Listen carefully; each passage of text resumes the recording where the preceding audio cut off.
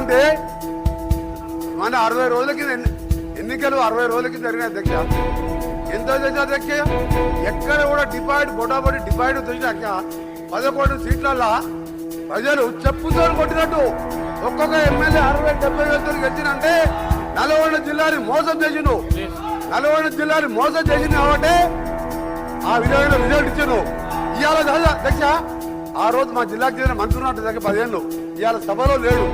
ఇవాళ సభలో లేడంటే ఒకరు లేక జగదీష్ రెడ్డి గారి గౌరవ సాధించినప్పుడు ముఖంలో లేడు. ఎందుకంటే కేసీఆర్, హరీష్ రావు, జగదీష్ రెడ్డి కలిసి మా జిల్లాని నాశనం చేసిండు. దక్షిణ తెలంగాణ నాశనం చేసి ఇవాళ మంచినీళ్ళు లేక అధ్యక్ష ట్యాంకర్లతోని ఇవాళ మళ్ళా ఫ్లోరైడ్ తీసుకుంటే అధ్యక్ష మాది 2004లో కాంగ్రెస్ ప్రభుత్వం వచ్చినప్పుడు సాగర్కి వెళ్ళి తీసుకొచ్చి కృష్ణా వాటర్ తాగిన వాళ్ళు ఇవాళ వీళ్ళ పుణ్యమా అని వ్యవసాయం